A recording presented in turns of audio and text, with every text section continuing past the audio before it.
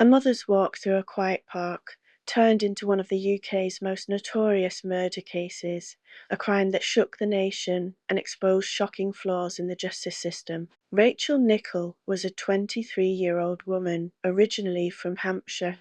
Known for her warmth, beauty, and free-spirited nature, Rachel lived in London with her partner, Andre Hanscom, and their 2-year-old son, Alex.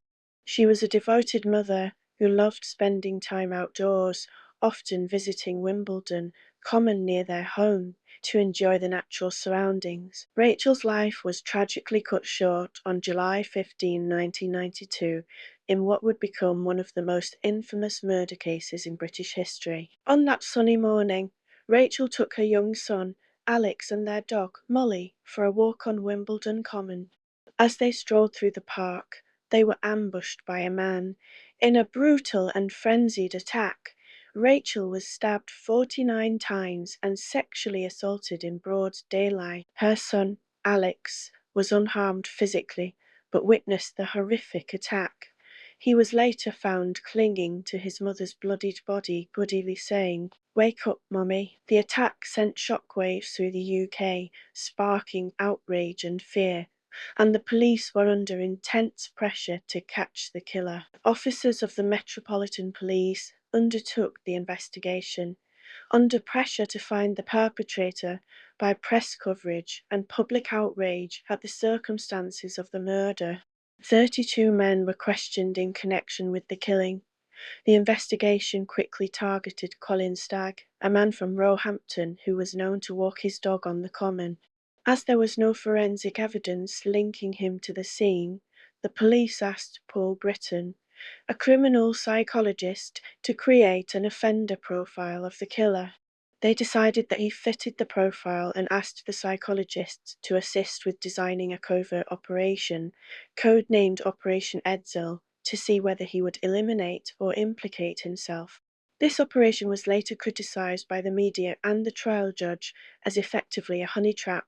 An undercover policewoman from the Metropolitan Police Special Operations Group, SO10, contacted Stagg, posing as a friend of a woman with whom he used to be in contact via a Lonely Hearts column. Over 5 months, she attempted to obtain information from him by feigning a romantic interest, meeting him, speaking to him on the telephone, and exchanging letters containing sexual fantasies. During a meeting in Hyde Park, they spoke about the Nicholl homicide. He later said that he had only played along with the topic because he wanted to pursue the romance. Profiler Paul Britton later said that he disagreed with use of the fantasy-filled letters and knew nothing of them until after they had been sent. The undercover officer won Stagg's confidence and drew out fantasies from him that psychologist Paul Britton interpreted as violent, but he did not admit to the killing. Police released a taped conversation between the police officer and him, in which she claimed to enjoy hurting people, to which he mumbled, "Please explain, as I live a quiet life.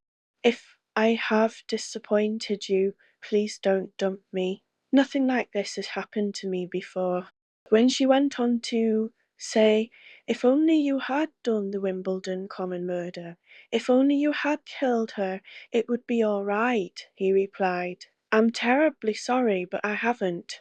Stagg was nevertheless arrested and charged on the basis of claims that he had described aspects of the murder scene that only the killer would have known. When the case reached the Old Bailey in September 1994, Mr. Justice Ognall ruled that the police had shown excessive zeal and had tried to incriminate Stagg by deceptive conduct of the grossest kind.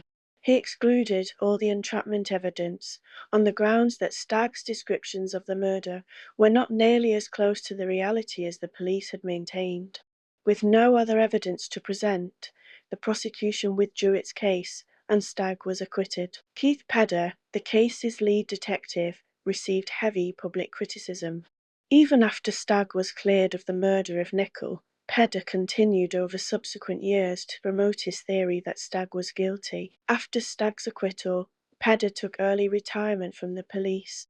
He later faced corruption charges, but the case was thrown out by the judge in a pre-trial hearing on the grounds of insufficient evidence. Every year on the anniversary of the killing, Scotland Yard came under pressure for progress. In the late 1990s, Nichols' murder was reinvestigated as part of Operation Enigma, which was a national cross-force investigation into the unsolved murders of 207 women.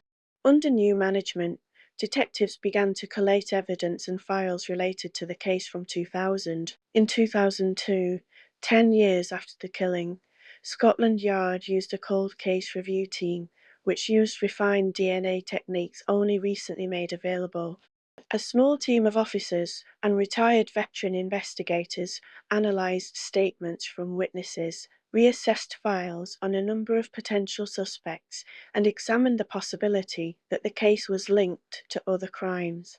Officers compared the injuries suffered by Nicholl with other attacks and consulted forensic scientists about improvements in DNA matching. In July 2003, reports surfaced that after 18 months of tests on Nicholl's clothes, police had found a male DNA sample which did not match her boyfriend or son. The sample at the time was insufficient to confirm an identity, but was large enough to rule out suspects. In July 2006, the Scotland Yard team interviewed convicted murderer Robert Napper for 2 days at Broadmoor. Napper, 40 years old at that time, had been diagnosed as having paranoid schizophrenia and Asperger syndrome and had been held at the secure institution for more than 10 years.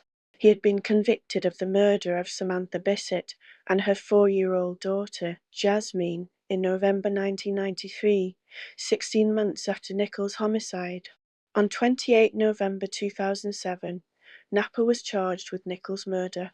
He appeared at City of Westminster Magistrates Court on 4 December 2007, where he was granted bail on condition he remained at Broadmoor Psychiatric Hospital until another hearing on 20 December 2007. On 24 January 2008, he pleaded not guilty to Nicholl's murder, and the trial started on 11 November 2008. On 18 December 2008, at the Old Bailey, Napper pleaded guilty to the manslaughter of Rachel Nicholl on the grounds of diminished responsibility. Mr. Justice Griffith Williams said that Napper would be detained indefinitely at Broadmoor because he was a very dangerous man. It is unlikely he will ever be released.